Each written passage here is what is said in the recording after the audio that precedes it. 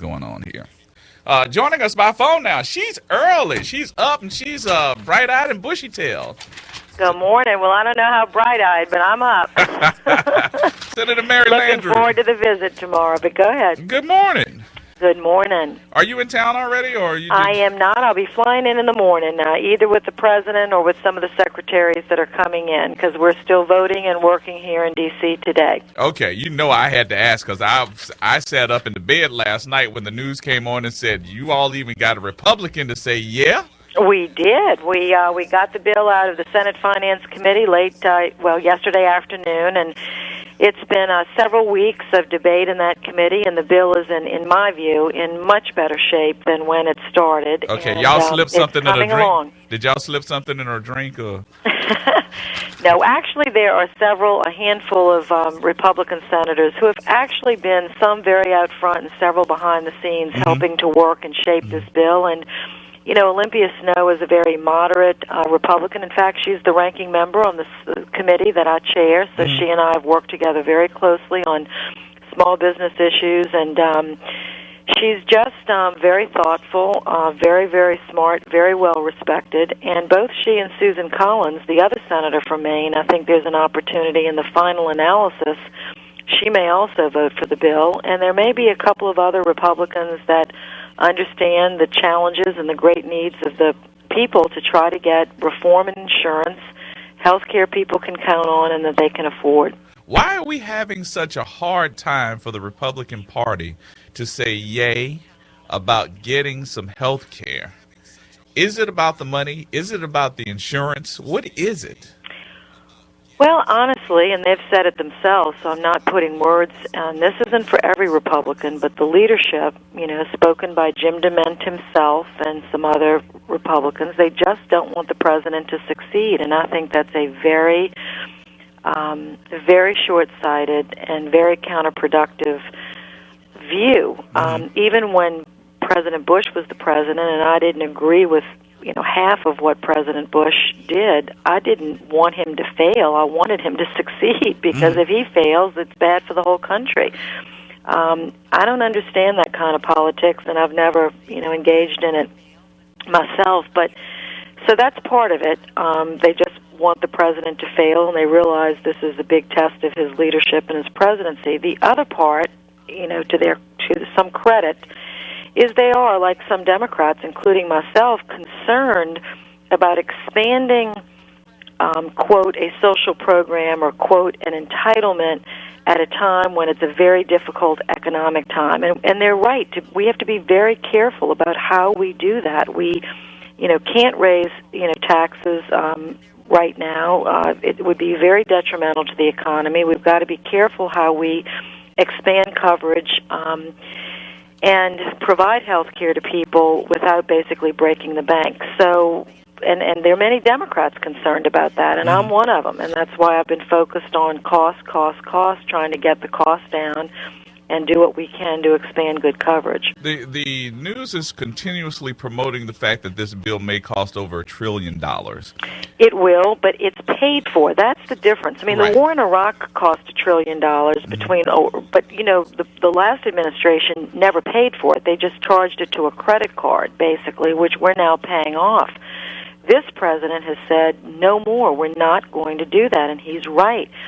So we will pay for this. Part of it is going to be paid by just squeezing out inefficiencies and waste and abuse in the system itself.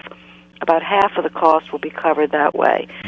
Then the other half of the cost will be from, changes to fees and cuts to some of the programs to generate the money necessary. But the key is that over the next 10 years, there will actually be a reduction of revenues necessary, so our deficit is going to be reduced. It's not going to be increased. So there's an upfront cost, and then you're going to be paying less. It would be like refitting your house for new kinds of electricity. It costs you maybe $500 up front, but for the next 20 years, your electric bill is 30% lower. You see what I'm saying? Right. So that's the same thing we're trying to do for health care. Okay. I probably could go on so much about health care, but we got to talk about, because I know you don't have a whole bunch of time. Let's talk about tomorrow, because I think everybody's here excited about the visit from President Barack Obama? Very excited, and the president promised that he would come. You know, many of us were hoping it would be longer than a few hours, but, you know, he's got a lot on his plate, and we're grateful that he's going to stop in, and significantly, 3 of his cabinet members and then his head of environmental quality is going to be with him as well. Mm-hmm. These secretaries, Secretary Donovan of HUD, Secretary Napolitano of Homeland Security, Secretary Arnie Duncan of Education, major secretaries. They're no stranger to our community. They've been in and out several times. It'll be the president's first visit, hopefully not his last. He's got to see the whole region, you know, not just Orleans, St. Bernard, and, of course, over to the southwestern part of our state as well, and I think actually into the Mississippi coast and Texas coast, because the whole Gulf Coast is still hurting. But we're very grateful, and hopefully he'll get to see, at least be reminded of the great progress we're making on our schools, because he will be visiting, you know, Martin Luther King Charter High School in the 9th Ward, which is a tremendous symbol of a complete turnaround opportunity, not just for the neighborhood, but for our education system. And then he's going to do a town hall, only 1,000 tickets or so. They've all been given out over the Internet. A chance for him to talk directly to the citizens. That's what I was going to ask too. You know, can I go with you? Well, everybody's clamoring, and I wish I had tickets, but I don't. I suggested that they do it in a bigger arena, but they said they wanted to do something intimate. So it's going to be intimate. It's going to be only 1,000 people, but I'm sure people, you know, the press will be available to cover it and share with everyone what happened. I'll probably be on the news. Senator Mary Landrieu said I could go with her. Why y'all got me in handcuffs? Take these handcuffs off.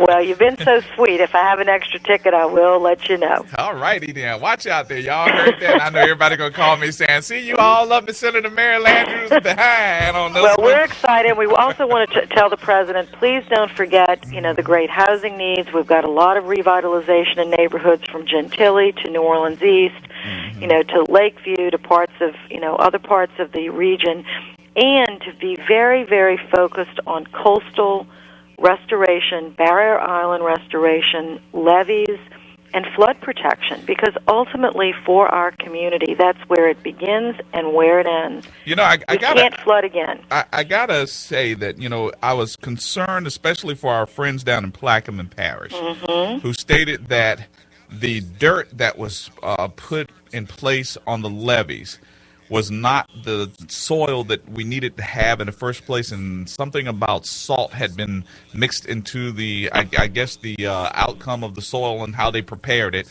Now grass won't grow on those levees, and it's going to take another $9 million to redo it. Well, I'm going to look into that, but if that is the truth, it would not be surprising to me, because I have very, very low opinion right now of the Corps of Engineers and what they are doing in terms of, you know, leading the effort to rebuild these levees. They don't use common sense. They don't use the flexibility that you would think that an agency like this should use. They take a long time to do their projects, and they cost 40% sometimes more than our local people can get it done. So we're pretty much, you know, on a warpath here with the Corps of Engineers, and we're trying to explain to the president we need a whole different way to do this. Yeah.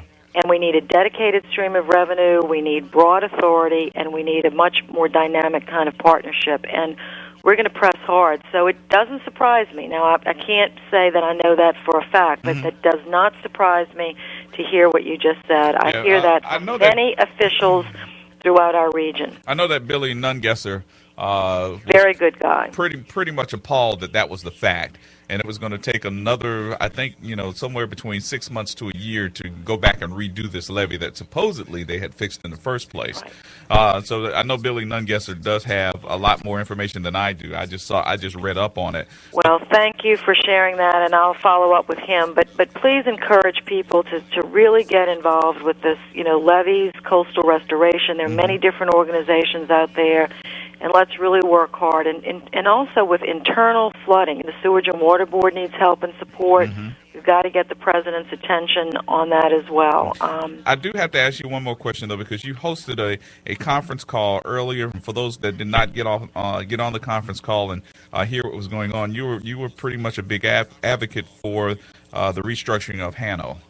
Yes, and I'm very, very pleased. Shaun Donovan is probably one of the brightest HUD secretaries we've had literally in decades. The guy has put a tremendous team together, and they just stepped in and took dramatic action. They're putting in a whole new leadership team of experts from around the country. We've given them some names of local individuals that we think are particularly, good and smart on this issue. And so they're going to be redesigning this troubled agency. And all I can say is, hallelujah, it's about time, because it's been troubled for decades. And we need to, it's also been, part of it has been corrupt.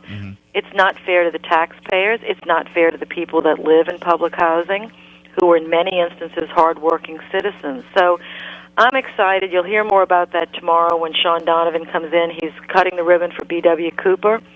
And we really want to make these communities safe and more vibrant and more part of the city, not just isolated, areas of crime and despair and hopelessness. I mean, we want them to be much more vibrant, mixed-income communities, and I think that's what it can be.